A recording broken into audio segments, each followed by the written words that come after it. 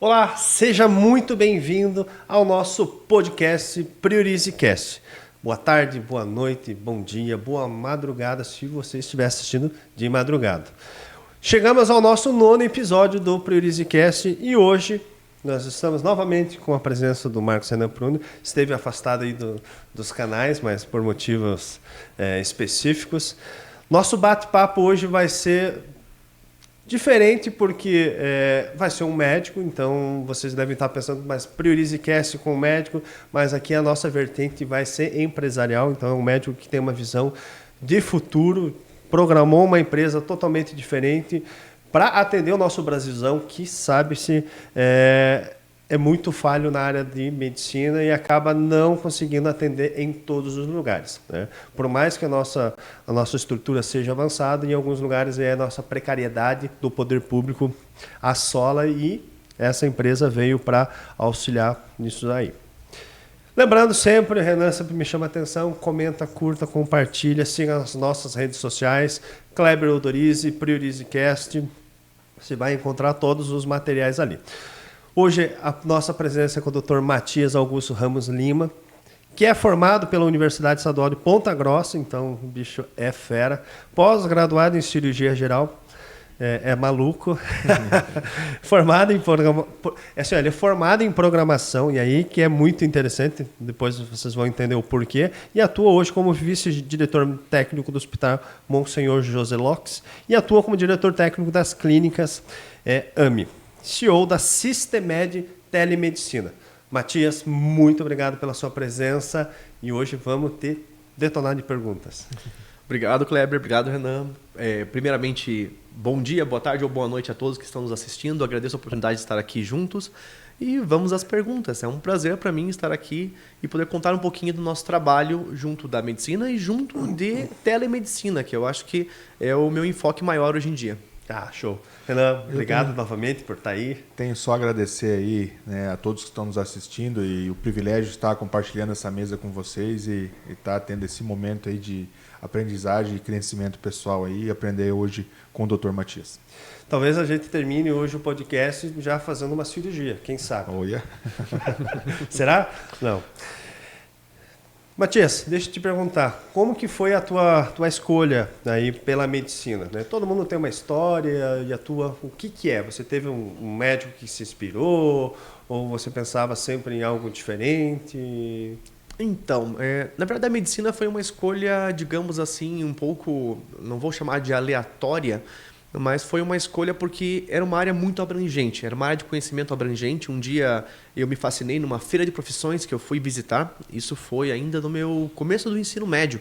Então a preparação veio lá de trás, de antes ainda, quando eu ainda fazia, como eu citei ali, a parte de TI e programação, porque eu fiz escola técnica. Então lá dentro da Universidade Federal do Paraná, eu acabei verificando que medicina era uma área abrangente, tinha para todos os gostos. Você podia ser uma pessoa ativa, podia ser uma pessoa com uma rotina muito regrada, poderia não ter rotina nenhuma, e era uma área de conhecimento muito aplicável, ou seja, era muito material, muita coisa para se aplicar, tinha um grande mercado de atuação, e tem para todos os gostos, desde que você queira estudar e queira se aprimorar, é uma área que você vai se dar bem e vai achar uma escolha adequada para você. Então a medicina foi para um gosto pessoal, um talento com lidar com pessoas, um talento com, digamos assim, a parte de biologia, a parte desse conhecimento. Então sempre foi algo que eu gostei muito. Então encaixou muito bem medicina para mim.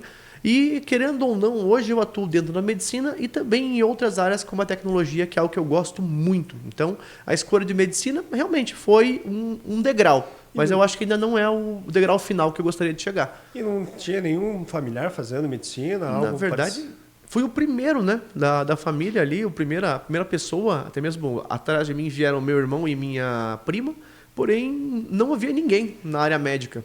Então, desbravamos esse caminho sozinho. E o teu irmão também, né? É médico hoje. Meu irmão é médico hoje, começou a faculdade 4 anos após eu ter iniciado a faculdade e também se formou e hoje atua junto comigo dentro da empresa. E ele fez o EPG também? Ele fez Federal do Paraná. Então, ele seguiu em casa com a família, que é a família de Curitiba, e eu acabei indo ali um pouquinho mais distante, 100 km para o lado, para Ponta Grossa. E o vestibular de medicina? Porque ambos fizeram um FPR e outro EPG, né? Tão temível, né? Que família, né? Então, lá em casa perguntam o que deram de fermento para eu e para ele quando eram pequenos, mas acredito que é tudo questão de criação, de foco, a forma de ver algumas dificuldades, alguns degraus, e o vestibular nada mais é do que uma prova, um degrau a mais, no qual você não luta só contra, sei lá, 200, 300 pessoas, que é o caso da UEPG, da Federal, você luta contra você mesmo no que você consegue atingir, digamos assim, de conhecimento. Então, é realmente assim, um treino, é uma prova que você tem que se dedicar um certo tempo, 1 ano, às vezes 2 anos, 3 anos, para entrar, e a partir dali você trilha seu caminho. Então, é só um degrau que você tem que ultrapassar. Passou esse degrau, daí então, claro, vem outros degraus para frente, mas o primeiro degrau seria esse do vestibular, que é, digamos assim, é uma peneira contra você mesmo. Se você se dedicar realmente, você vai conseguir adentrar nisso, você vai conseguir atingir seus objetivos. Então, é uma questão de dedicação e de um foco que você vai pegar um tempo da sua vida e dedicar para isso. Que interessante, né? É um ensinamento que eu já aprendi. Não é vestibular, né? Concurso, não é a gente disputar com outros, mas sim com a gente mesmo. Geralmente concurso, né? O pessoal fala, mas concurso é isso também, né? Tem tantas pessoas por vaga, né? Tem 200, 300 pessoas, aquilo eu já... Não, acho que eu não vou, mas a gente tem que pensar na gente mesmo. E quando passou o primeiro semestre, o primeiro ano, era aquilo ou ainda não era tudo aquilo? Então, no começo da faculdade de medicina, você atende biologia, é algo assim bem generalizado, e você não vê muito medicina na prática naquele primeiro momento. E estar fora de casa é uma coisa que complica a vida do sujeito. A gente acaba passando outras dificuldades que você morando com a sua família você não tem. Por exemplo, questão de roupa, de comida, de organização da casa, organização do dia a dia. Isso é um pouco complicado para quem nunca morou sozinho. E realmente, esses 10 anos morando sozinho me ensinaram muitas coisas que eu aprendi só porque realmente me aventurei morando sozinho. Ah, sensacional. Quando foi a primeira vez que você teve ali o contato, achou interessante? Porque vocês têm, né? Acabam tendo instrumentos, os corpos. Como foi esse primeiro contato? Então, tanto assim, a parte que mais me chamou a atenção não foi nem a anatomia em si. Não foi aquela questão tipo de você ver assim, a parte anatômica na prática e tudo mais. O que mais me chamou a atenção foi, na verdade, a parte do consultório, que a gente chamava de semiologia e semiotécnica, do qual você tinha contato com pacientes e via profissionais atendendo esses pacientes.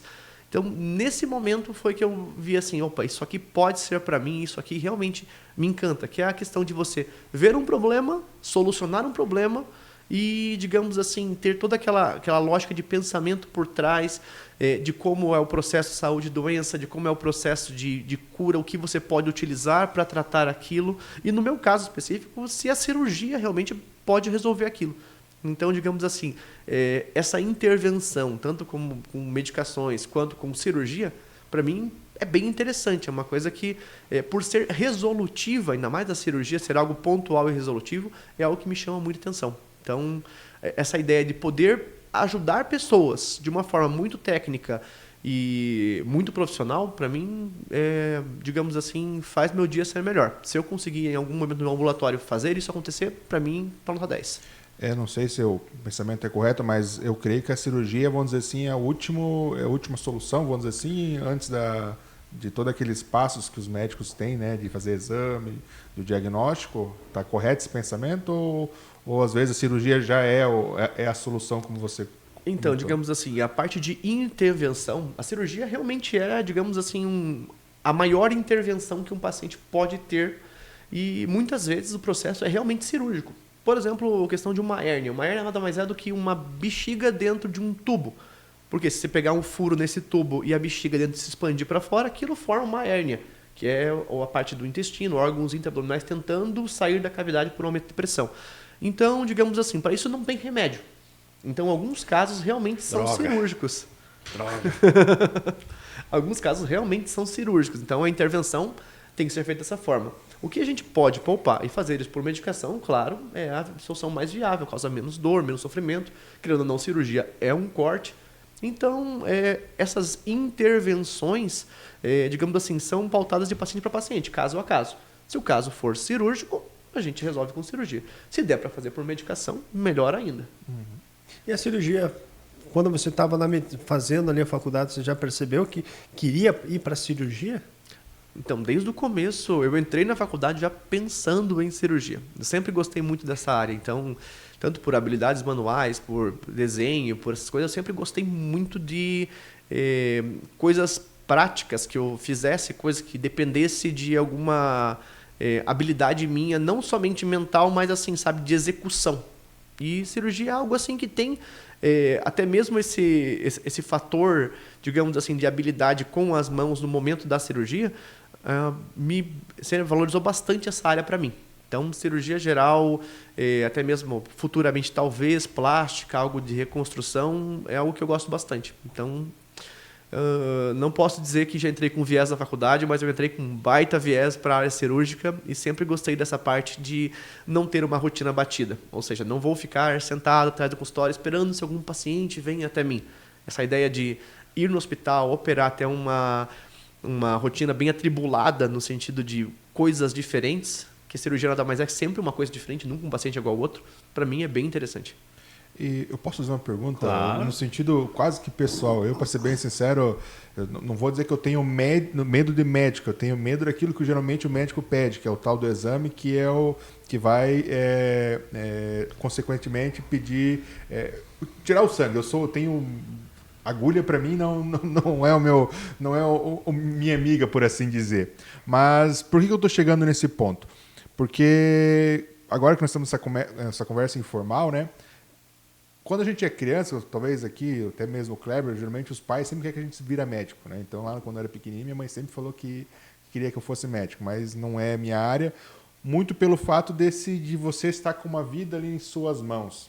Eu não sei se a palavra certa é isso, mas talvez não seja frieza, mas você, né? Como você falou, você vai cortar ali, tem uma pessoa ali nas suas mãos.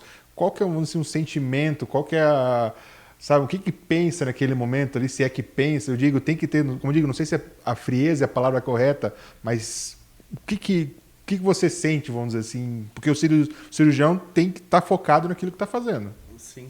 E o que eu poderia falar em cima disso? É um senso de responsabilidade naquele momento, ou seja, você treinou para aquilo, fez anos de faculdade, residência para aquilo ali, então, com certeza dá medo.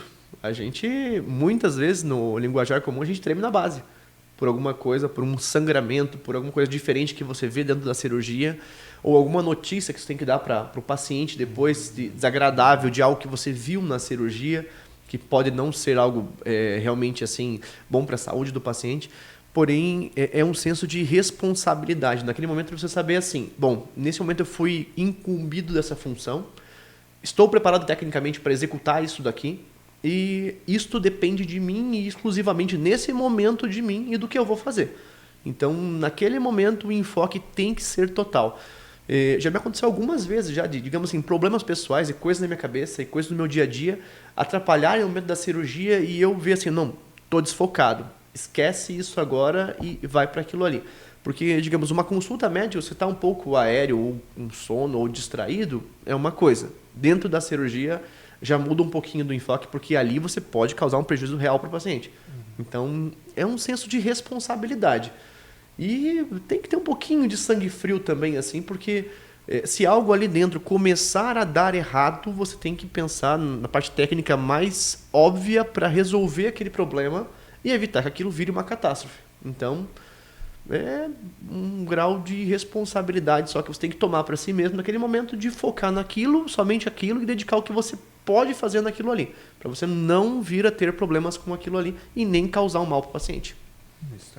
No momento ali da faculdade, quando você já é acompanhado pelos professores, algum professor já olhou e falou, não, você realmente é para cirurgia? Porque vocês estão numa turma, não sei, de 30, 40, 50 pessoas. Já consegue verificar quem é habilidoso ou não? Olha, um pouco sim. Eu tive algumas, digamos assim, visões conversadas com alguns professores meus da parte cirúrgica que eu levava um certo jeito para isso. Mas, digamos assim, a habilidade da cirurgia ela é um pouquinho diferente assim, de coisas manuais que você pode fazer. Porque eu não imaginava que fosse assim. Eu imaginava, certo, é igual marcenaria. Eu vou cortar aqui, vai ficar reto. Essa ideia de, digamos assim, da manufatura, de você fazer algo manual, é dessa forma. A parte cirúrgica requer que você desenvolva uma habilidade um pouco diferente. Eu diria assim, que é igual você tentar calçar uma luva molhada e tentar mexer no meio de uma gelatina com um fio e tentar dar um nó nesse fio meio no escuro. É uma coisa que você normalmente não faz no dia a dia com nada parecido. Então, a cirurgia em si é um processo que, se você desenvolver bem feito e tiver habilidade, vai muito bem. Mas só a ideia de você tentar operar a primeira vez, aquilo sempre te dá uma enorme estranheza. Porque, primeiro, é tudo mole, não é como no livro. A artéria não é vermelha e a veia não é azul. É tudo da mesma cor. Normalmente a luz não te ajuda.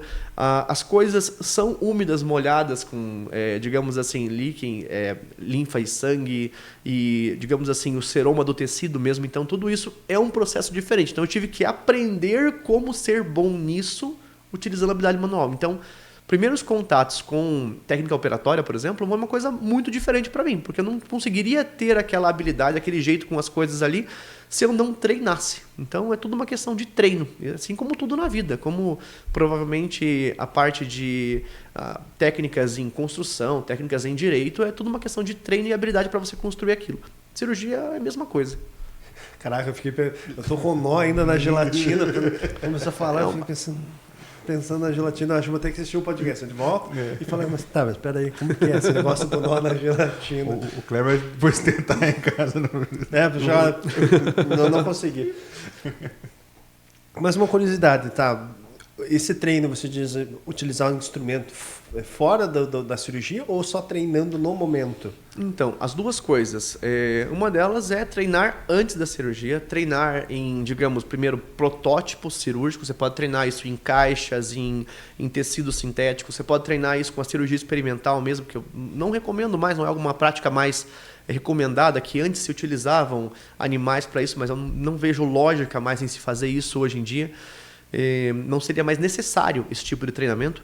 E na residência médica, aprender vendo ser feito. Muitas vezes você aprende com outro profissional que faz uma técnica um pouco parecida com a sua, um pouco mais elaborada, e você acaba pegando alguma técnica.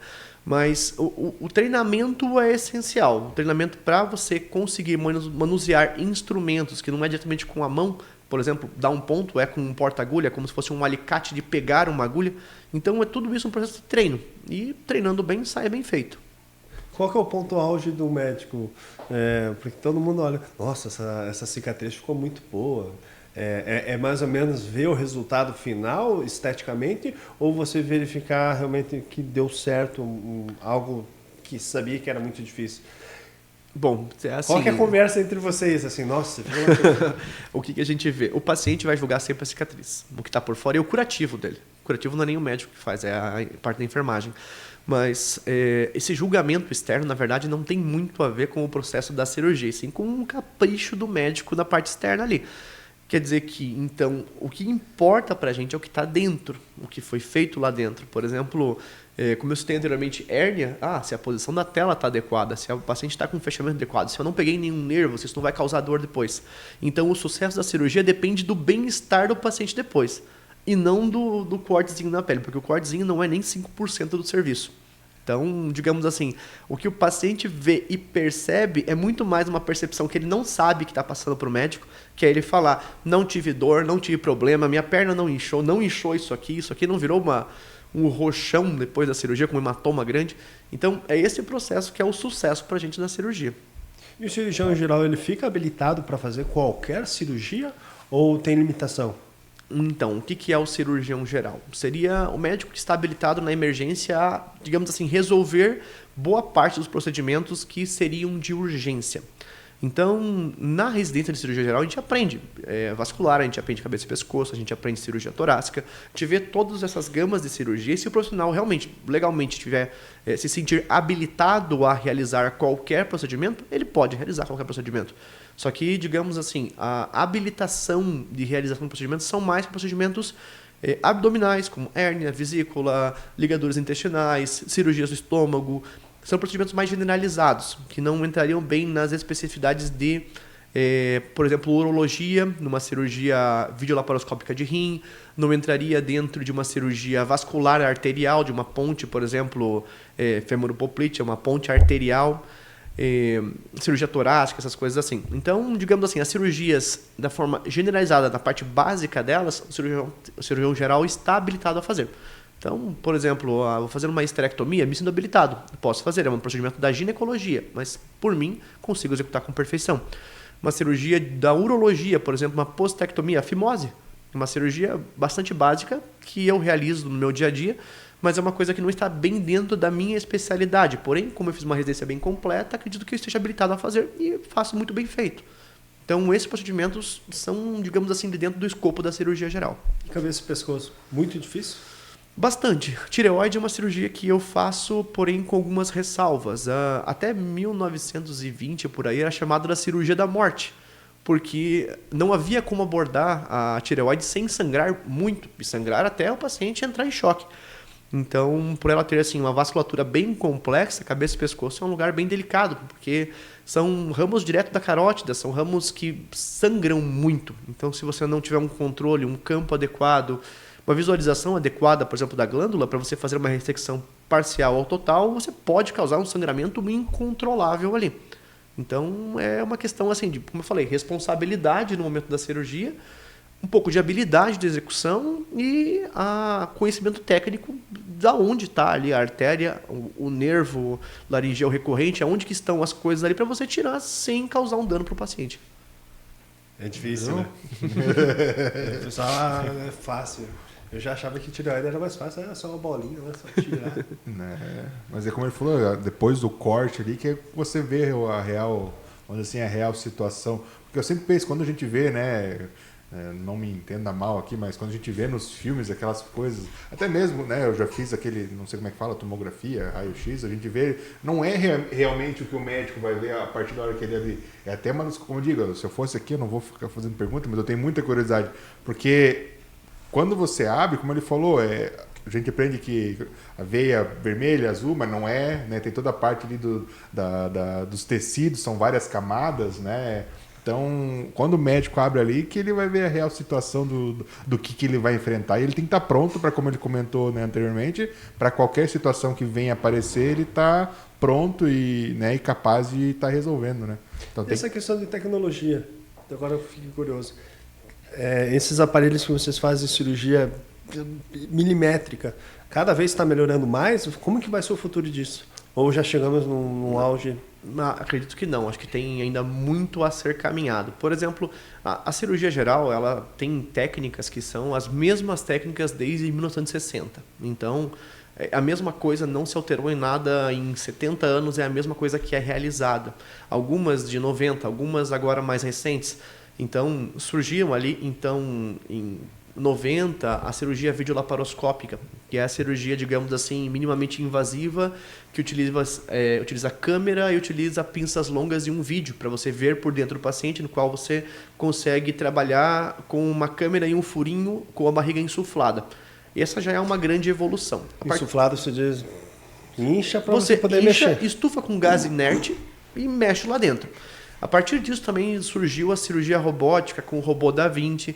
Então, são passos a mais no qual agora você pode operar um paciente, por exemplo, estando aqui, um paciente que esteja numa zona de guerra, lá agora, no caso, por exemplo, citar a Ucrânia, estiver no hospital na Ucrânia, eu consigo operar daqui um robô na Ucrânia para poder executar a cirurgia no paciente, com um portal único. Ou seja, funciona as pinças como se fosse um caranguejo, o formato das pinças, e no qual, com o robô, você manipula isso e consegue realizar uma cirurgia à distância. Aí nesse processo está em modernização. Existiram já vários protótipos desse robô e hoje nós temos isso em atuação. Por exemplo, ali em Blumenau temos um robô desse, em Curitiba e em alguns hospitais temos um robô desse que faz esse tipo de cirurgia.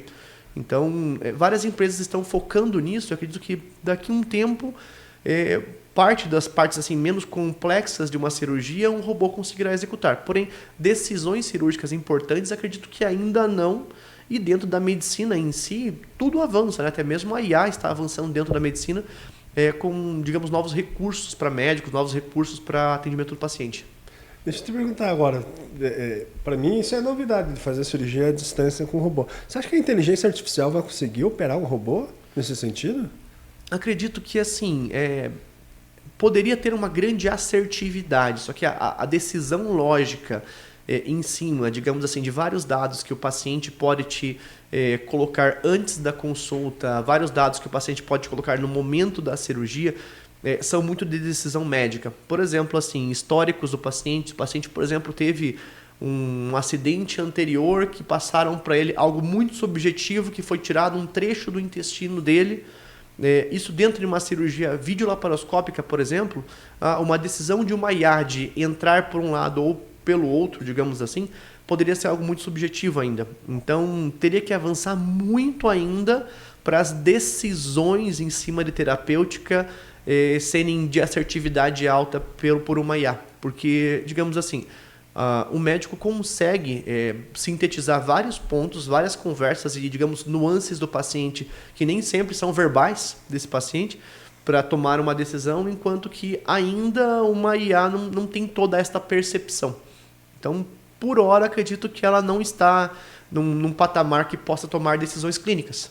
Mas já é de grande ajuda, já é bem avançada e quem sabe se ela começar a compreender pequenas nuances do paciente, pequenas nuances digamos, do atendimento médico, quem sabe um dia ela possa ser utilizada para isso. Talvez não substituir, mas ser utilizada com este fim, digamos assim, como um suporte, com certeza. E o senhor tem algum assim, exemplo para falar para a gente do que a inteligência hoje trouxe um benefício e ajuda bastante, né, a área do médico, assim? Como que eu posso dizer? Eu tenho exemplos pessoais meus, no quais eu tinha dúvidas e procurava artigos em cima de procedimentos, que eu já recorria à IA para tentar encontrar essas fontes, encontrar algumas informações que eu não encontrava, para auxiliar na busca do conhecimento.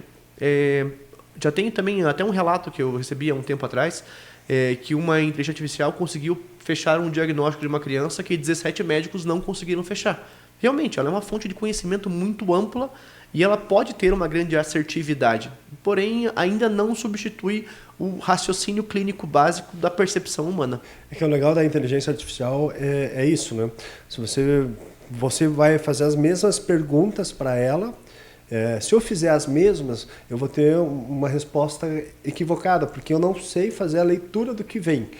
Então, por exemplo, se você fizer uma pergunta correta, vai vir a resposta. Você vai saber se aquela resposta confere ou não confere. Você já vai saber se está certo ou não. Para daí você conseguir prosseguir e fazer que ela chegue a uma conclusão efetiva, né? Então, talvez seja aí o caminho, sabe? Deixa eu te perguntar. Tá, tudo bem. Você está fazendo cirurgia... Essa loucuragem... Eu falei, brinquei antes de loucuragem, porque vocês trabalham praticamente...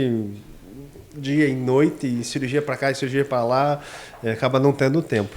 Todo médico, na verdade, assim, eu fiz uma entrevista, acho que foi acho que umas 2 semanas atrás, e ele é a mesma coisa, ele falou, olha, a gente acaba entrando na rotina e não percebe. Para você também é assim? Então, realmente, a gente sente a fadiga da rotina, porque...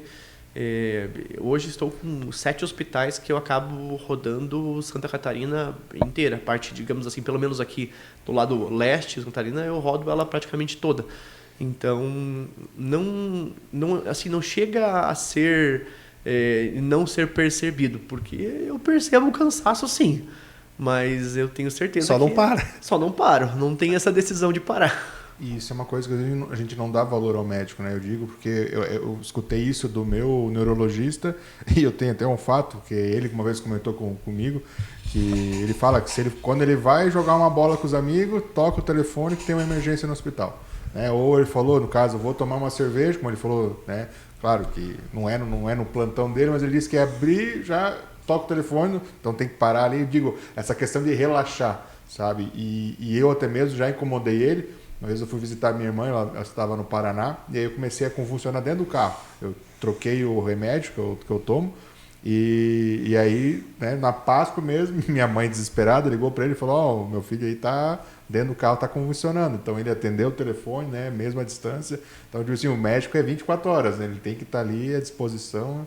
E às vezes a gente não dá valor, né, a essa dedicação que os médicos têm, né, aos pacientes. Eu só tenho essa percepção quando ligam para mim no sábado ou domingo. Aí eu penso, tá preso? É só isso. Por que tá me mandando mensagem sábado e domingo? Ou tá preso, né? E médico não, é todo dia. Agora vamos entrar na parte de tecnologia. Tá? Você fez programação pela Escola Técnica, tá, da UFPR. E hoje você também se dedica a uma outra vertente. Essa vertente que você falou, eu não cheguei ainda ao meu final do degrau. Seria pensando talvez uma cirurgia plástica, seria pensando em tecnologia relacionada à medicina, porque hoje você tem SEO da empresa Systemed, tá? Que é uma empresa de telemedicina. Qual que é a tua ideia? Então, para mim, eu acredito que a Systemed seja, digamos assim, a minha menina dos olhos. Por quê? A Systemed foi uma empresa criada há 2 anos atrás, em uma ideia que eu estava caminhando na rua, um dia acompanhado e discutindo sobre isso, e me questionei assim, olha, eu tenho na mão a parte de programação. A telemedicina realmente é um futuro para o Brasil, é um ponto muito importante, um marco na saúde, porque ela acaba dando acessibilidade, acaba tornando o atendimento médico muito mais simplificado e muito mais acessível para populações distantes, em locais remotos, rurais, ribeirinhos, em qualquer ponto. Tendo um link de internet, você consegue dar acessibilidade médica com especialidade, com praticamente 95% de assertividade em tratamentos à distância. Então, nessa ideia, naquele dia, eu pensei, bom, eu tenho a ferramenta na mão, eu sei fazer isso, tenho a medicina. Por que não criar um sistema no qual o médico possa atender à distância e entregar isso dentro do SUS, entregar isso numa realidade no qual a telemedicina não era praticada, no qual a telemedicina era feita com diagnóstico radiológico, de laudo de imagem, de imagem de raio-x, que era feito somente conversa escrita de um médico de um lado, no qual pedia uma opinião para digamos assim, um segundo especialista. E essa parte radiológica de imagem, o pessoal já faz isso por telemedicina. Isso é praticado, pois é. E eles chamam isso de telemedicina, que esse laudo à distância seria a telemedicina. O que para a gente, dentro da Systemed mesmo, qual que é o conceito de telemedicina? É você conversar em tempo real com um médico em Full HD, com uma qualidade de imagem na qual simularia esse médico na sua frente, no momento que você desejar ser consultado, 24 horas por dia, 7 dias por semana, ou dentro do seu posto de saúde, ou dentro da ambulância móvel que vai até uma comunidade que não tem acesso, e você ter essa acessibilidade de um profissional que esteja em São Paulo, em Belo Horizonte, em Salvador, seja ele um cardiologista, um neurologista, um psiquiatra, e poder ter o diagnóstico e os papéis todos da consulta naquele momento da consulta. Profissionais específicos para aquela demanda sempre. Isso, tanto como um clínico geral para atender uma dor de cabeça, quanto uma neuropediatra para diagnosticar uma criança com TDAH que ela precisa ir para uma escola especial. Então, a ideia da telemedicina é entregar realmente a nível global, para qualquer pessoa, praticamente qualquer distância, o profissional que ela precisa naquele momento. E reduzindo custo de transporte, custo de translado, gasto de, digamos assim, falando na parte agora do SUS, de prefeitura, com motorista, com ambulância, com pegar um ônibus, levar o paciente, bancar alimentação, tirar uma senhora de casa de 80 anos e levá-la até um grande centro. Aqui, por exemplo, estamos em Santa Catarina, levar até Florianópolis para se consultar, passar o dia inteiro fora de casa, esperar essa consulta durante 3, 4 meses para ser executada. Então a telemedicina ela quebra barreiras, ela quebra distâncias, ela tira filas de espera. Realmente é uma solução extremamente moderna e resolutiva para o problema que hoje é a saúde no Brasil, no quais grandes médicos estão em grandes centros. A maior objeção, talvez, disso, o pessoal acaba falando assim, mas é que o médico precisa me pegar, né, me tocar. E, né, na verdade, isso deu risada, mas a primeira coisa, mas o médico não me pegou, não me encostou. Então, eu vou contar um segredo de um grande livro de semiologia, que é o que? A habilidade de ser médico, de consultar um paciente. Selmo Celano Porto. Isso é um autor brasileiro de um livro famosíssimo e usado praticamente em todas as escolas do Brasil de medicina. A introdução desse livro, lá dentro desse livro tem lá a anamnese, a conversa com o paciente digamos assim, o carro-chefe disso. Então gaste 20 minutos conversando com o paciente e mais 5 fingindo que você examina ele. Porque, na verdade, dentro desta conversa com o paciente, ele vai passar todas as sensações, o início daquilo, como aquilo evoluiu, qual a percepção dele em cima daquilo, como aquilo piora, como aquilo melhora, coisas que ele fez e que melhoraram, ou que tiraram aquilo, ou que desencadearam aquilo. Então, por este processo, o médico vai confirmar no exame físico o que ele ouviu. E hoje nós estamos já com algumas ferramentas na mão que, assim, são muito mais, digamos, sensíveis e assim, reprodutíveis. Por exemplo, em vez de você fazer uma percussão torácica para verificar nível líquido, você tirar um raio-x desse paciente. Então, ainda assim, se você tem dúvidas no diagnóstico, você tem ferramentas muito mais precisas que o seu próprio exame para dar uma conduta. E por telemedicina é a mesma coisa, você vai conversar com esse paciente, ele vai te passar as angústias, a percepção, o sentimento dele em cima daquilo, e você daí então, a partir daquilo, dá o diagnóstico e o tratamento. Você vai formular uma hipótese, nenhum médico é certeiro 100%, mas a sua hipótese em cima daquilo provavelmente não se altere muito com o exame físico. E esse, digamos, prejuízo, obviamente, algum prejuízo sempre tem por não ter a parte do exame físico. Pode ser suplantado por uma triagem bem feita da enfermagem, por os olhos de uma enfermeira que acompanha a consulta, por um exame que pode ser pedido a posteriori, ali a curto prazo, executado no próprio município do paciente e não levado ele até uma outra cidade para fazer uma consulta com um profissional para retornar, para depois retornar, fazer um novo exame nessa cidade. Então, tem meios de você, digamos, suplantar esse problema do toque. Então, digamos assim, se você opta por não andar de moto, mas você gosta do vento na cara, então você não vai mais ter isso, mas você anda de carro. Tem meios mais seguros, você tem um para-choque, você se protege dentro do carro. Então, digamos assim, você troca pequenas vantagens de um lado para vantagens grandes do outro. E é a tecnologia, né? E a telemedicina, na verdade, você mencionou ali, se fizer uma boa triagem, porque quando você vai ser atendido, geralmente o máximo que você verifica é se tem algum chiado no pulmão, se tem alguma coisa no peito, são coisas básicas que talvez um próprio profissional, um enfermeiro, como você disse, conseguiria fazer? Conseguiria fazer sim, acredito no potencial da enfermagem para isso, eles são treinados com semiotécnica e com o exame físico. Muitas coisas assim que são, digamos, muito perceptíveis, esse profissional com certeza vai perceber antes de uma consulta, numa visualização do paciente, e o próprio médico da telemedicina pode solicitar ou sugerir que esse paciente consulte um médico presencial, se ele tiver alguma dúvida. Mas, como eu falei, se 9 em 10 casos você consegue resolver isso por telemedicina e evitar que esse paciente se desloque, se desgaste ou aguarde uma consulta, nós temos ali uma vantagem enorme em cima do atendimento médico que se dá desde 1600 da mesma forma, que é a conversa pessoa a pessoa ali com ele tocando e examinando. Porque, em geral, as especialidades é que você talvez superiria mais, e as especialidades praticamente você já faz exames né? Antes faz o exame de sangue, faz os exames mais completos, né? Porque, e nesse dia a dia de um município, de um posto de saúde, praticamente você vai levar a telemedicina quando é muito distante. Porque se for vamos dizer, dentro de um centro, não faz muito sentido, ou faria também. Então, dependendo do que... A não ser só a especialidade, né? Depende qual que é a demanda do local. Por exemplo, vamos citar exemplo de... vou tirar Nova Trento. Nova Trento é uma cidade de 10 mil habitantes, que tem um núcleo urbano pequeno e um núcleo rural bastante grande, vasto, em torno de Nova Trento. Tem algumas UBSs ali que estão a 30, 40 quilômetros do centro da cidade, com acesso de 1 hora de estrada de chão. Ali, por exemplo, o médico vai até lá uma vez por semana.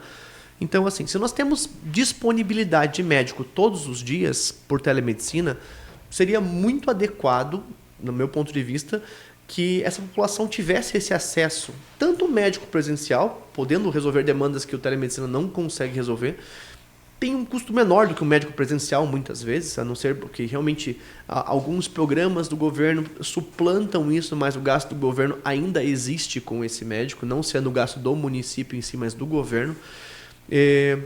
Daria realmente um acesso melhor para a população, à saúde, a processos que levam à saúde. Por exemplo, uma conversa com o médico quando você está com uma gripe, você consegue diferenciar isso de uma gripe, de um resfriado forte, de uma pneumonia, por alguns sintomas que esse paciente possa ter, ou um derrame pleural, com falta de ar, e você vê visivelmente no paciente, porque, querendo ou não, a história do paciente é diferente, a forma com que ele vai te contar essa história é diferente, a evolução da doença é diferente.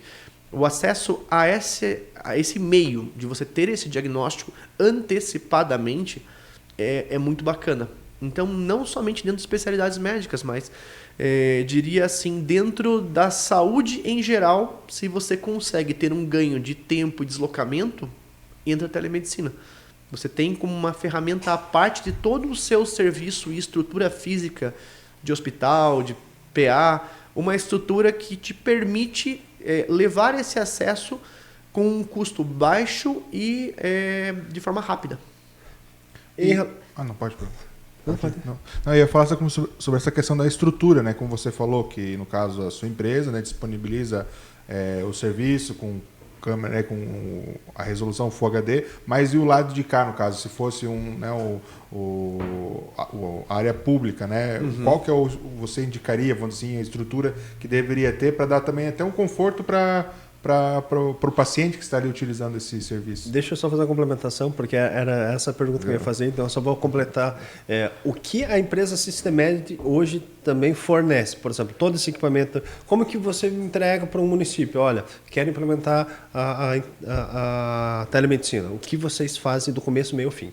Então, como que a gente trabalha essa ideia? Primeiramente, a gente tem uma plataforma completa por trás que agenda consultas, faz prontuário, faz gestão de prontuário, gestão de receitas, assinatura de receitas virtuais com autenticação, segue todas as leis da LGPD. A gente tem uma estrutura completa de banco de dados por trás que é própria da Systemed, ou seja, a gente consegue cruzar qualquer dado ali dentro.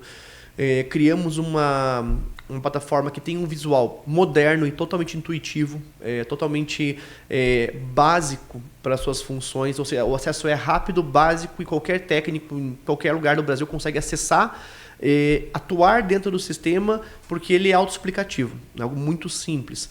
E essa estrutura em si trabalha em plataforma web, então eu consigo acessá-lo de qualquer ponto, seja do notebook, do celular ou de um computador. Como que a gente hoje entrega a Systemed? Como que a gente propõe isso sempre? Tem a população mais jovem, digamos ali entre 25 e 60 anos hoje, que conseguiria utilizar uma plataforma virtual no celular, no mobile, no computador de casa, no laptop.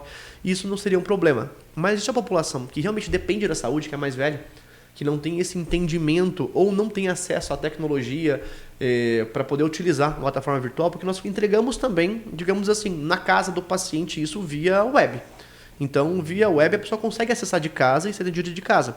Porém, para esse, digamos assim, esse meio SUS, no qual a gente lida com a população realmente mais carente também, ali dentro a gente tende a entregar também junto de consórcios, por exemplo, vou citar aqui o consórcio de Lages e o consórcio da Cisanvic em Blumenau, entregar computador nessa sede, priorizar que eles tenham uma sala e suporte, digamos assim, pessoas para acompanhar algumas vezes a consulta médica com o especialista, levar o paciente até a sala e explicar para ele que vai falar com o médico, mas é por uma televisão, não é por, digamos assim, presencialmente. E nesse meio, digamos assim, simular o máximo possível uma consulta presencial, no qual tenha uma mesa, uma cadeira, um local bem arejado, bem iluminado, no qual o paciente se sinta num consultório médico. Como a gente está aqui agora, só que com um médico conversando com ele, que pode estar aqui, ou na Bahia, ou no caso da nossa neurologista, em Portugal. Então, todo esse processo de, digamos, triar o paciente, levar até o consultório, ele ser consultado e sair dali com receitas, atestados e encaminhamentos, se forem necessários, faz parte do processo de tratamento desse paciente. Então, é uma telemedicina humanizada. Uma telemedicina com um quê de, digamos assim, personalização ali da telemedicina. Qual você tem contato humano mesmo ali, você tem uma triagem humana, você tem alguém que te leva até ali, um atendimento dessa forma. Então, não é beneficiado só a pessoa que tem um celular bom, com uma câmera boa, que sabe utilizar meios digitais, mas é priorizado também aquela senhorinha que mora no interior, vai até um local para ser atendido, verifica-se que ela tem um problema e leva-se ela para uma consulta nesse meio. E ela não vai ter prejuízo nenhum nessa consulta. porque é uma conversa como se fosse com o médico na frente dela. E lembrando sempre que com o médico que seja especialista ou qualquer um, mesmo um de Portugal.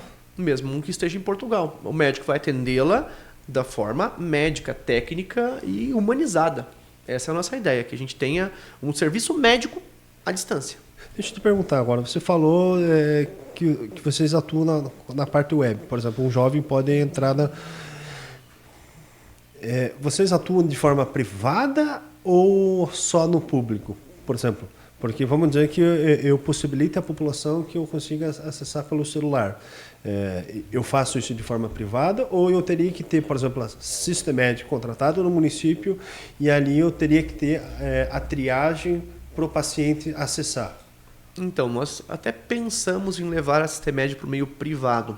Só que, como eu citei, a Sistemed foi criada uma empresa para atendimento de meio SUS. A gente já pensou toda ela está estruturada para isso. Então, nós temos todo o serviço para entrar no meio particular. Ainda não entramos, porque o nosso foco realmente são os consórcios de saúde, são as cidades que atendemos hoje. Então, nosso enfoque total está dentro do meio público. Então, atualmente, um jovem não poderia entrar lá e ter acesso a esse tipo de serviço. Tem outras empresas, claro, que fornecem o mesmo serviço de forma similar. Porém, a Sistemed em si, hoje, atua somente junto de consórcios, municípios e, digamos assim, em parceria com o meio público.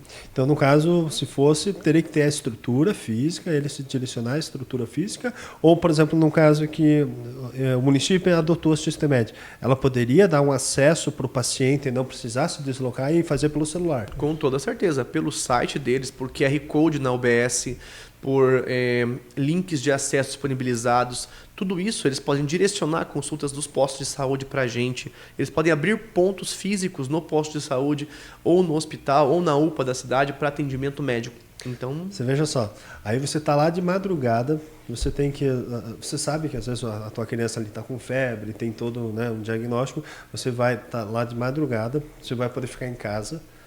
Se vamos dizer, se for, não sei se consegue também adotar o sistema de emergência, mas você já pensou, você ser atendido em casa, de madrugada, e já pegar a receita e você já conseguir dar a solução para o teu filho, tua criança, não precisar nem se deslocar. Pega agora o nosso invernão aí, 0 grau, 4 graus. Pois é, mas pegando essa situação que o Kleber falou aqui agora, no caso, vamos pensar numa situação real, por assim dizer. Esse exemplo que ele deu, no caso como é que é o nome da empresa mesmo? Perdão? Sistemed. Poderia acontecer isso ou no caso teria que no caso ir até um ponto, né, de saúde, pegar um acesso? O que eu quero dizer assim, depois que você pega um ponto de acesso, você pode utilizar ele a qualquer hora? Ou a Secretaria de Saúde ali, ela que vai fazer o gerenciamento desses acessos, no caso? Então, depende muito do serviço que é contratado. Por exemplo, assim, nós temos hoje algumas modalidades no sistema. Uma delas é o médico UBS, no qual nós entregamos assim, para todas as UBS da cidade um ponto de acesso, no qual um médico nosso é dedicado para isso, que entra 8 horas por dia ou faz horário estendido para o final da tarde, por exemplo, até às 20 horas. E este médico atende 3, 4 UBS ao mesmo tempo, porque por ele não ter que estar presencialmente lá, ele pode receber demandas livres de vários pontos. Então, este médico, essa forma de atendimento, seria para, digamos assim, pontos de acesso da prefeitura. Modalidade 2 seria o pronto atendimento digital, no qual você entrega para a cidade inteira, para o município inteiro, o pronto atendimento. Ou seja, qualquer pessoa de qualquer área da cidade pode entrar no serviço, solicitar uma consulta, evitar um deslocamento até algum lugar e daí então ser atendido. Essa é uma outra modalidade. E a terceira que trabalhamos hoje é a parte de especialidades médicas e não médicas. Ou seja, são pacotes de especialidades, por exemplo, contratos mensais de 30, 50, 100, 200 consultas por mês de uma especialidade médica, no qual nós entregamos o ponto físico e lá é executado como se fosse um ambulatório, no qual os pacientes vão até ali e são atendidos daí, então por neuro, por cardio, por psicólogo, por psiquiatras, por neuropsicopedagogos, naquele ponto de acesso.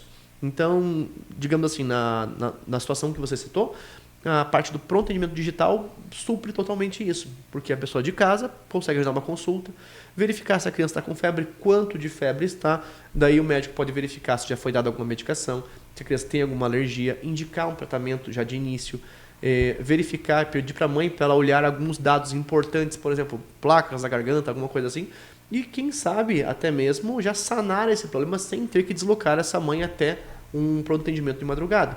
Com certeza, nós temos casos que são impossíveis de fazer por telemedicina. Casos que a gente chama de urgência e emergência, as fichas vermelhas e amarelas. Nesse caso, nosso médico está habilitado a dizer assim: eu não posso atender você por aqui, você precisa neste momento fazer tal e tal coisa. Por exemplo, botar uma medicação que ele tenha em casa pelo pico hipertensivo embaixo da língua, sugerir medidas e direcionar esse paciente, até mesmo por ambulância, para um local de atendimento. Então, digamos assim, essa parte da telemedicina, ela supre 90% das necessidades e vai te ajudar a direcionar esse paciente, com certeza, para onde ele precisa ir. E não direcionar de forma errada. Por exemplo, se eu preciso, neste momento, ir para uma UPA, tomar medicação, o médico não vai mandar ele ir para uma farmácia, para ele tentar ajuda com o farmacêutico. Ele já vai direcionar o tratamento para aquele lugar. Então, é um acesso mais rápido à informação também. Não somente serviço médico, mas, digamos assim, é um encurtamento de vários caminhos que o paciente pode tomar de forma errada. E nesse pronto atendimento, geralmente os contratos que se projetaria para um órgão público seria algo mensal ou geralmente são consultas suas e você vai controlando? Então, como que a gente trabalha hoje? Agora eu vou falar então um pouquinho dentro da área de atuação de vocês. Como que nós trabalhamos hoje? Nossa parte jurídica elaborou com certeza contato para a gente para parte licitatória, para credenciamentos, para assim, participação de pregões e tudo mais. E como que a gente hoje atua no serviço? Pacotes de consulta fechadas é uma das modalidades, no qual a gente coloca X número de consultas, o município solicita para a gente via licitação X número de consultas e nós atendemos daí então dentro desse X número de consultas. Por exemplo, eles colocam lá que nós temos hoje 400 atendimentos represados aqui para cardiologia. E nisso nós entramos e dizemos, nosso preço para cardiologista é preço de consórcio e nós conseguimos o cardiologista a R$80 a consulta. Então a gente coloca para eles isso. E daí, neste modelo, eles podem nos contratar ou qualquer outra empresa. Na parte de credenciamento, trabalhamos um pouco parecidos, porque a gente pode ser credenciado para atendimento de especialidades, credenciado para prestar um serviço de PA digital, no qual a gente cobra por vida. O valor por vida não passa de R$ 2,30 por habitante da cidade para um atendimento 24/7, é um valor muito em conta que nós conseguimos praticar para o município. E digamos assim que a parte mais complicada hoje é realmente a burocracia do Brasil quanto a contratações públicas, e isso pega bastante para a nossa empresa também, porque existe tanto o medo do gestor em saúde de contratar um serviço novo, inovador, existe o medo de não entender das verbas, no qual agora a CETEMED também se especializou nisso, de mostrar para o gestor público quais são as verbas que ele pode utilizar para este meio, para a contratação de tecnologia e telemedicina. E também existe algumas, digamos, hierarquizações, no qual, por exemplo, nós conversamos com o diretor de saúde da cidade, que ele responde ao secretário de saúde, que responde ao prefeito, que muitas vezes responde a cargos maiores acima dele. Então, muitas vezes, essa hierarquização da decisão acaba se barrando em algum desses pontos. Normalmente, as negociações em cima desse âmbito não vão para frente, por mais que a gente mostre todas as vantagens que a telemedicina tem. E que existe recurso, existe como contratar, existe meios de você ter esta verba na mão, e tudo isso acaba barrando em alguns problemas burocráticos em cima disso. Então, a gente está trabalhando muito em como realizar esta entrega para a população, trabalhando o secretário de saúde, como ele vai atuar e como ele vai apresentar isso para o jurídico da prefeitura. Você sabe que você relatou uma dificuldade que o Brasil todo, né, passa. E eu chamo isso sempre de ignorância, né? O pessoal que está na ponta não sabe. Você só vai ter medo se você desconhece, né? Você tem medo das consequências porque você não conhece qual é a tua responsabilidade do cargo. Então, mesmo o gestor público, que se ele barra uma decisão dessa, se ele não tem critério técnico para dizer um não, é porque ele tem medo e ele não quer se envolver. Ele prefere tomar aquela decisão que é a mesma por anos e não quer inovar.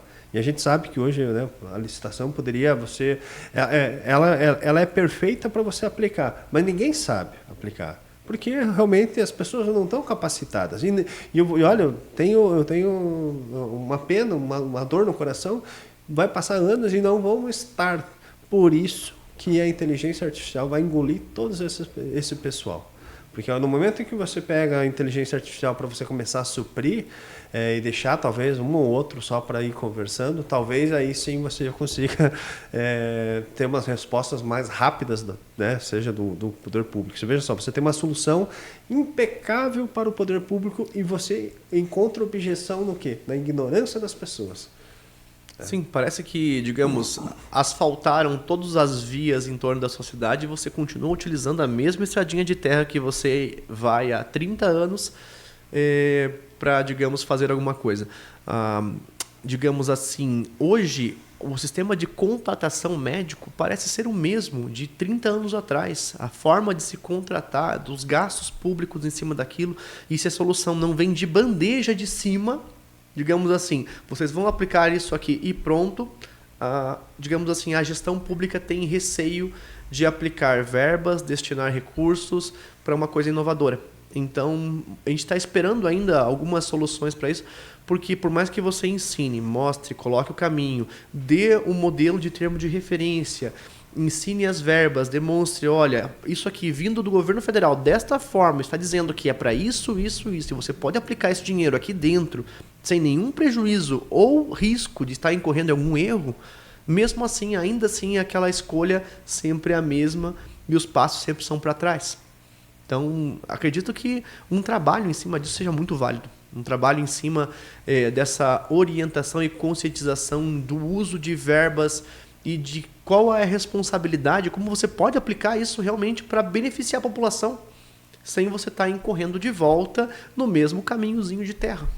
Deixa eu te perguntar, um sistema agora, Sistemed, para o caso do Rio Grande do Sul, que está colapsado, qual seria o benefício direto agora, nesse momento, para eles? Se por acaso eles não têm um hospital, a UBS deles está com 1 metro de água e tudo foi danificado dentro, e a população lá tenha energia elétrica e telecomunicação, ou seja, uma rede móvel celular, acredito que isso já esteja funcionando em diversos pontos, isso não, digamos assim, não crashou lá embaixo, a Sistemed consegue entregar atendimento médico a qualquer ponto, a qualquer pessoa que esteja precisando naquele momento. E a gente consegue levar essa saúde para um meio que hoje, às vezes, caminhões, como a gente viu no caso do Exército, não conseguiram passar. Então, se a população tiver acesso a isso, com certeza só vejo vantagens nesse tipo de atendimento. No meio, por exemplo, PA digital, no qual um celular resolve o nosso problema, que a pessoa receba por WhatsApp, por e-mail depois, todas as informações, atestados, receitas, orientações médicas também da consulta que ela teve, para mim eu só vejo ganhos nisso. Realmente, a gente consegue, com esse tipo de sistema, até mesmo quantificar e qualificar casos de leptospirose, que vão estourar lá no Rio Grande do Sul agora.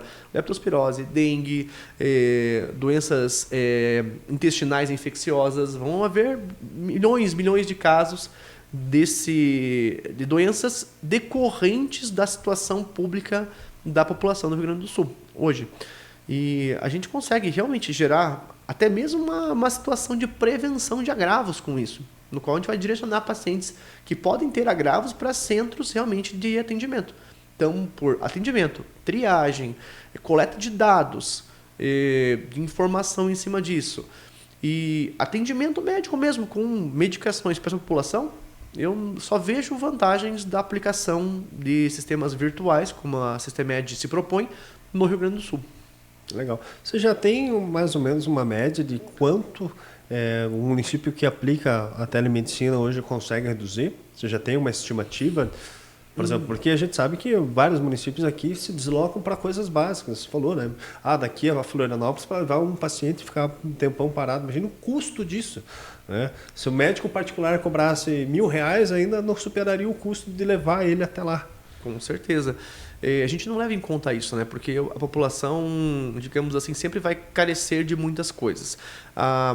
Por exemplo, hoje uma secretaria de saúde gasta por consulta, digamos, com um especialista, digamos, uma cardiologia dentro de um consórcio. Em média, R$80 a R$100 por consulta. Nisso ela tem o gasto do transporte, o gasto de pegar esse paciente, levar até lá de manhã cedo, ou seja, tem o motorista, a ambulância, desgaste dos pneus da ambulância, o tempo de aguardo lá no qual o paciente pode ter que se alimentar de alguma forma e a fila de espera para isso. Esse custo todo, se você colocar dentro da telemedicina, você vai reduzir em torno de 95% do deslocamento dos pacientes, em torno de 40% a 50%, digamos, de consultas a mais que você tenha que levar para fora do local ali, porque, querendo ou não, você gera certas demandas da telemedicina também, porque se um paciente precisa de um tratamento, ele vai ter o tratamento e vai se descobrir se ele precisa de algo mais ou não. Então, alguma coisa ainda vai gerar de custo. Porém, a gente sabe que na telemedicina, 95% é resolvido dentro da telemedicina. Então, para ir para outro médico, 95% não vai precisar ir. E eu digo, se você tem uma resposta na saúde, né? Tempo na saúde vale muito. Não, e além da parte pública, né, da parte econômica, tem a parte humana também, que eu sempre, uma das coisas que eu sempre gosto de salientar com quem eu converso, eu concordo plenamente contigo, o que a administração ela gasta para deslocamento é algo absurdo. Mas é a questão humana, você que está doente, né, se deslocar até um lugar, às vezes sair 2, 3 horas da manhã, que é o caso nosso aqui, né, 4 da manhã, entrar dentro de um carro, né, e ir até um local, sair da sua casa, né, é horrível, você já não está bem, né, ainda tem que passar por todo esse imbróglio, por assim dizer, é horrível, né, então além dessa parte econômica, ainda tem a parte humana, né, que você trazer esse conforto, né, para o cidadão é muito bom. Não, você vem até, como você falou, né, uma UBS, um posto, e você tem ali uma sala preparada para um médico te atender ali, né, num conforto de uma sala como se fosse pessoal. Então é muito interessante. A oncologia segue para procedimentos diferentes ou não?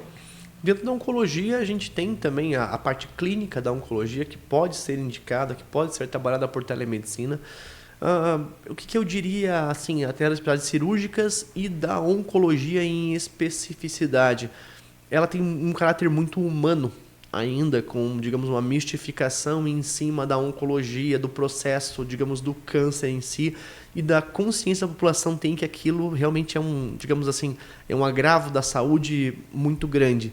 E eu diria assim, a oncologia, a medicina paliativa e essas áreas muito humanas, eu ainda digo que preferiria manter essas pontas assim dentro da medicina tradicional, porque tem que ter boa parte do tratamento da oncologia, da medicina paliativa, dessa área ainda é muito contato, digamos assim, humanitário mesmo, diria.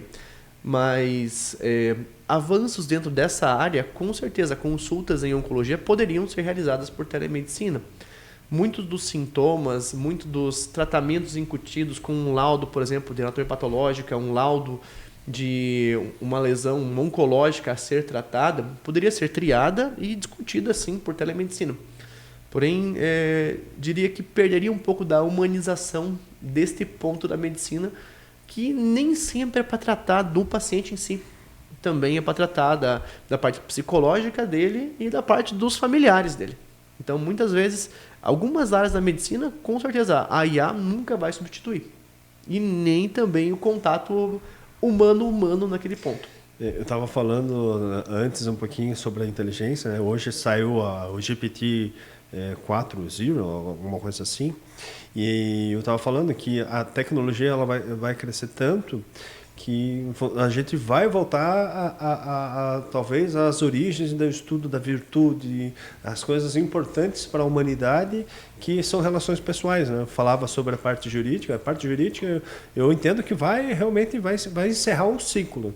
Não faz sentido a gente ficar discutindo, por exemplo, coisas de direito. Por exemplo, a execução fiscal deve ou não deve, e você tem um advogado trabalhando, um juiz decidindo coisas que são meramente de direitos. Contratos bancários, meramente de direitos. Não tem relação humana. Essas questões vão se encerrar. Não faz sentido hoje a gente perder tanto tempo com essas questões. Então, não sei como vai ser o futuro, mas na área jurídica eu sei que vai mudar muito e vai ser assim, não vai demorar tanto, vai ser rápido. A gente está falando em questão de 1, 2 anos aí, está totalmente novo, a gente vai estar rediscutindo ou só se proibirem. Né? Aí daí a gente volta para trás. Mas enfim. Estamos chegando ao fim do nosso podcast hoje. Matias, Dr. Matias, médico e empresário. Então vou te chamar empresário porque não é só a formação acadêmica na área, mas aí a gente vê uma vertente de empreendedor. Hoje, uma empresa que tendência de mercado é só crescer, vai suprir uma necessidade latente. Né? Pena que ainda as coisas demorem tanto para acontecer. Né? Eu sei do teu esforço para tirar isso do papel, programar, fazer e ainda continuar, né? Você comentou também que já pretende também implementar inteligência artificial dentro do sistema. Eu sei que a tendência é só melhorá-lo. Espero que realmente os poderes públicos melhorem também essa percepção de valor dessas questões para dar agilidade. Agradeço demais a tua presença, porque isso mostra que mesmo o médico tem que estar antenado em outras coisas, tem que estar numa vertente empreendedor, tem que ser empresário também do seu negócio. Eu já falo isso na advocacia, advogado que não é empresário e não tem visão empreendedora vai ficar para trás, porque as coisas estão evoluindo de uma forma tão rápida que se efetivamente o cara não se mexer, infelizmente não vai ter espaço para ele. Matias, muito obrigado. Renan, muito obrigado novamente, sempre a presença. Eu tenho só a agradecer, né, pela oportunidade de estar aqui novamente com vocês, aprender tudo. Posso ser sincero que eu era um daqueles céticos no sentido de pensar que o médico tinha que tocar a pessoa, viu? Mas em conversa aqui vi o quão bom a telemedicina pode trazer para a vida da gente. Eu fui visitar minha avó em Blumenau esse tempo atrás, ela falou que ela se consulta por telemedicina, talvez porque seja algo para nós, o nosso centro aqui, né, Itaiópolis não é tão grande, mas em centros maiores talvez isso já seja algo, né, mais popular, por assim dizer. Mas eu desejo sucesso, né? O seu sucesso quer dizer que gestores estão aderindo a essa ideia, e como a gente vê a saúde pública no nosso Brasil, no nosso estado, no nosso município, quer dizer que então, se implementar essa política pública, eu tenho certeza que vai estar reduzindo as filas, e não apenas por reduzir, mas por ajudar as pessoas que estão ali precisando de assistência. Né? Então, eu que agradeço a vocês, Renan e Kleber, pela oportunidade de estar aqui falando um pouquinho do que é a minha rotina e a rotina, digamos assim, dentro dessa empresa nova ainda. Você falou que eu sou um empresário, ainda estou no início dessa carreira. Ainda não me considero um visionário dessa área, mas eu vou aprendendo cada dia de como são os passos dentro de você gerir seu negócio. A gente na medicina não tem essa formação realmente de gestão. E o que você falou é muito importante. O profissional ele tem que ser um gestor da carreira dele mesmo. E também desejo muito sucesso para a Priorize, para a parte jurídica. Esse projeto dentro de licitações é muito bacana e que rendam ótimos frutos para vocês e que o trabalho sempre continue. Show. Luiz, agradeço também sempre a presença. Pessoal, curta, compartilhe, siga nas redes sociais. A Sistemed já tem Instagram, então já sigam lá a Sistemed, vão acompanhar a evolução da empresa junto conosco. Renan, agradeço sempre. Quer um atestado? Pessoal, não sei se meu chefe vai aceitar. Não. Com o Renan não. Pessoal, um grande abraço. Até a próxima.